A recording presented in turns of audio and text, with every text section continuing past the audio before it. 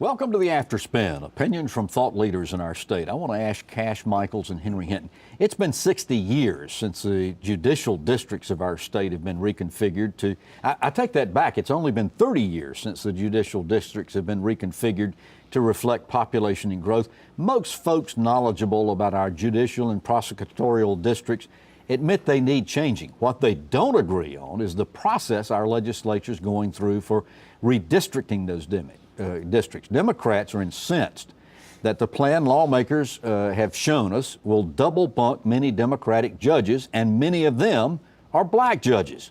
Lawmakers contend they're only shifting the judges to reflect where the population and the biggest court loads are found.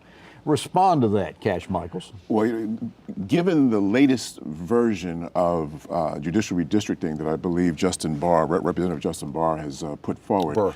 Burr? Yeah, Justin Burr. Ooh, Yeah. okay, Mr. Hinton, I'm sorry.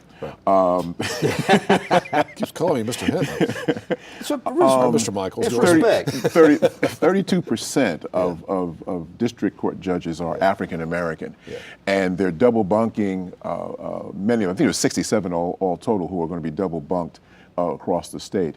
32% of them are African American. So there is some concern that what they're trying to do, and this goes back to what we alleged before, that this is really just a scheme to put more Republican judges in place, is to, in effect, put a number of incumbents who are currently in the same district against each other, but have an odd man out, so to speak. So therefore, there's one that simply cannot be up for re-election come 2020. And that's currently the plan that's on the table. A lot of lawmakers, particularly a lot of African-American lawmakers, do not like this at all. They think it's a way of removing a lot of black judges from urban areas and replacing them with Republican white judges. Not just urban areas, but also the rural areas. Okay, so right, and again, and my colleague Chris Fitzsimons has said this. You have hearings, but no answers. Questions are asked, there are no answers. No real information is provided as to how this works. The proposed redistricting plans are changed every other meeting. It's a mess, and it's a mess that's concerning. Oh, and one more thing too, Mr. Hinton. We have judicial districts that are designed very similarly to what have already been declared unconstitutional by the Supreme Court and by federal court, and the federal court. So therefore, what are we dealing with here? Well, last time I was on the show, we talked about this issue. I don't know if you remember that, Tom, but I've talked to people in the judiciary, judges and district attorneys, who say that the adjustments to the way these districts have been drawn needed to have been made starting 20 years ago and adjusted along the way as population in the state has adjusted. There's no doubt. I live in eastern North Carolina. We have some counties that are gaining population, but frankly, most of the counties in eastern North Carolina are losing population. So you may have 10 Superior Court judges in one county that you really don't need them, whereas, and that's Justin Burr's point that he made when he started this legislation at the General Assembly, is that then you go into some really highly populated areas like Charlotte and Greensboro and areas like that, and there aren't enough judges. So the double bunking of black judges, I don't know. I really can't speak to that. Is the legislature actually trying to do that?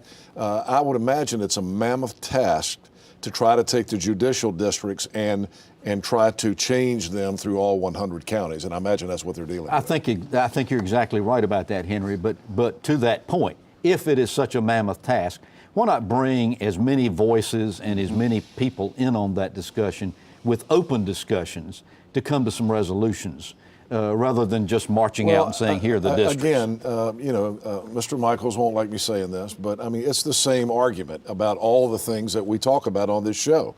A Democrat, when Republicans are in charge, Democrats think they shouldn't do things like that. However, Democrats were in charge for 100 years in this state and did as they pleased. They had Democratic legislature, they had Democratic governor. But this is a new phenomenon, Cash, because all of a sudden the Democrats are having to kind of deal with what the Republicans dealt with for 100 years. Hear me clearly on this. Yeah. Democrats in charge for 100 years, and they had that whole time they had been to court as many times as these Because Republicans have been in the because last 6 years. The governor was And do you also know- a Democrat. And do you know why? They may have been doing things in a partisan way, but they were doing them legally. These Republicans are And doing that, it and illegally. with that, Mr. Hinton and Mr. Michaels, we're going to leave this one on the table and leave it to the viewers. So thank you for watching the After Spin. We'll have more video all during the week on ncspin.com.